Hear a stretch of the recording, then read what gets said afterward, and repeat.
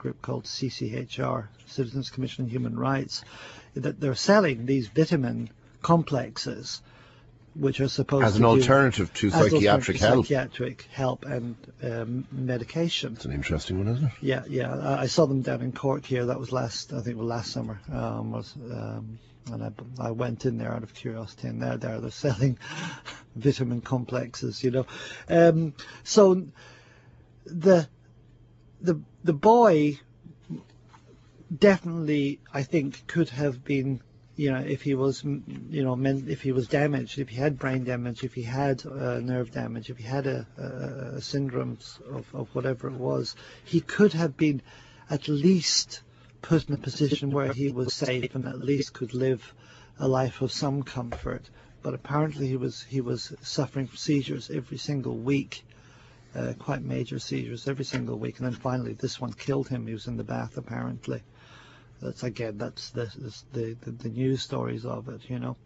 And it just, my own experience is that they would try to use a whatever kind of system they approved of to manage the condition until they got the boy to a point whereby he could receive the Scientology psychotherapy, and start getting rid of the spirits that are attached to his body. That's actually what they do. They're trying to get rid of the hundreds and hundreds and hundreds of disturbed spirits that are attached to his body, and actually get them to dissipate and to go away. So really what we've got here is a sort of mishmash of Aleister Crowley style voodoo, Freudian theories, Buddhist stuff, Hindu stuff, and, you know, with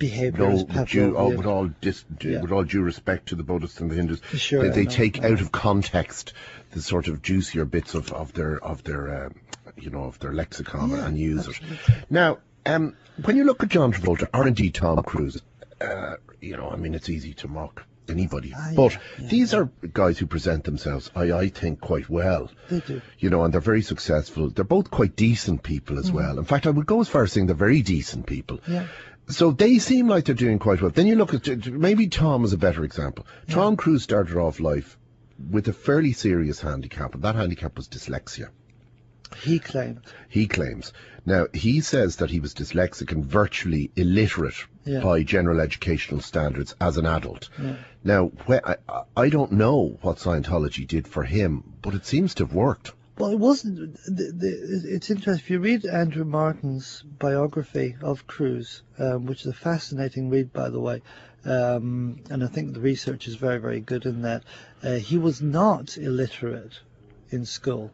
He absolutely was not illiterate. He was about average, or maybe very slightly below average. But he was a kind of a jock boy, you know. He was a football player and all that kind of stuff. A real kind of a physical guy.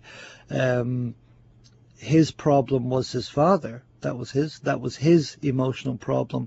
Remember, Scientology seeks out and successfully seeks out people who are vulnerable in some kind of emotional way. And do you know, and you've read Andrew's biography, did they go after Tom Cruise or did Tom Cruise go after them? Well, in Hollywood, Scientology has there is a policy that I studied as part of my studies in Scientology, which I had to do because I was on an administrative areas when I was in Los Angeles, right? And one of the policies was Hubbard's got a very specific series of directives in regards to recruiting big names, movie stars, and he set up what's called the Celebrity Center specifically to recruit these people. And it was through that that Mimi Rogers, who's no longer a Scientologist, but she, I would assume, there's very, very big incentives for people to recruit movie stars and any media stars and so on. Huge incentive, massive commissions.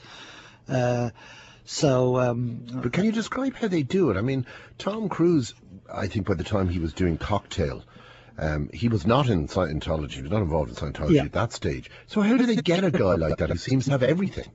Well, he seems to have everything, but emotionally, he doesn't have everything. Emotionally, he was quite weak. I mean, it's like, you know, for a lot of these young, you know, the young stars at that time, you know, like fame came quite suddenly. So he went from being quite, you know, fairly normal to quite rapidly being a fairly major figure.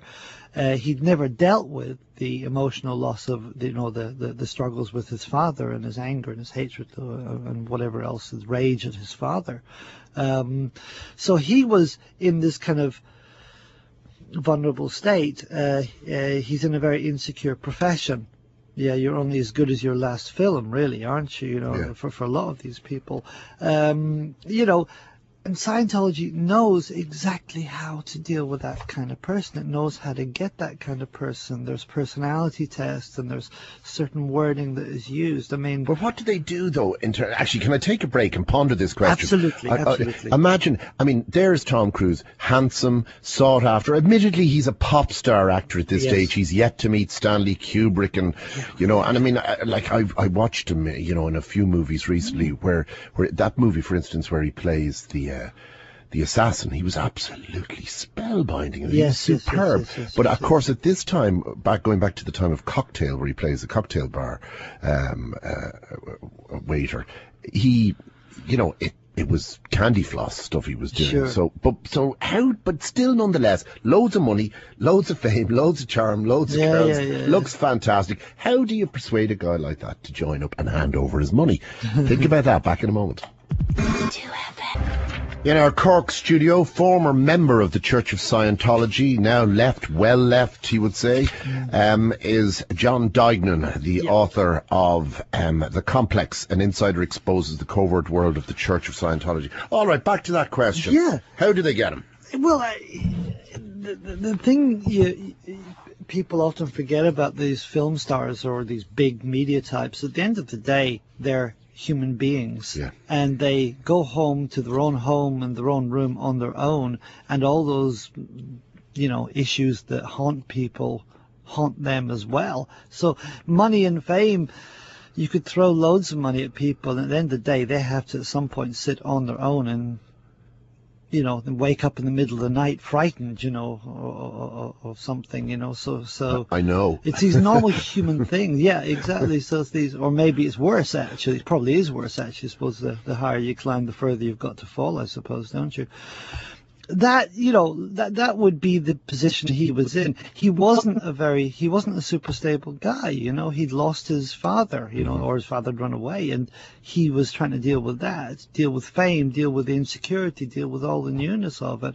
And Scientology comes and offers this wonderful kind of cotton wooling, this wonderful kind of insulation against the cold big bad world. And can you let us in, because you would know about this, I mean, do they send guys like you off to celeb parties to kind of sidle up to him and say, hey, do you know something, you're a great guy, absolutely, and I think you could be even greater? Oh, hugely, Gerry. I mean, that's absolutely what happens. I mean, I wouldn't have been that, because I wouldn't have any of anything needed to talk to those people, but but I presume they had guys who were sharply dressed, well placed, and had an entree into that world. Well, this is what they've got. Oh, absolutely. I mean, there's a guy called there's like this film, an acting studio there, run by a guy called Bodie something. And he's been very effective at recruiting new talents.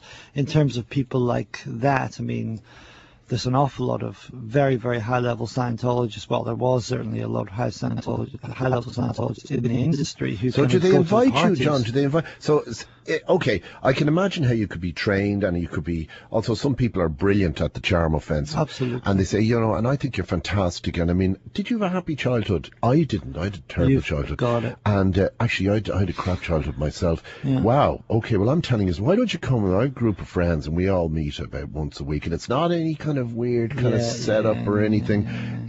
Just have a cup of coffee and have a chat. You might relate to some of the people. So then they persuade you to come. What happens after that? Well, they'll sit the guy down in a psychotherapy session of some kind, and they'll ask him very, very deeply probing questions. And and if the person never done, one of the questions, by the way, is, have you ever received any psychotherapy before? And if they have, then the approach changes very, very rapidly. If you haven't, you're in there because you just get the person to start talking about issues, And that's, you know, I mean, anybody who, I don't know, I mean, you can learn how to do that in Scientology. And what are they looking for, Sean? Are they looking for vulnerability? Are they looking for selfishness? They're looking for the thing that the person is not looking at, the thing that the person has been hiding from, you know, right. which is fairly, you know, that in itself is relatively standard, you know, in terms of psychotherapy. You know, they're looking for that, and then they want the person to start talking about that, and then bring the person to a point of catharsis about it, right?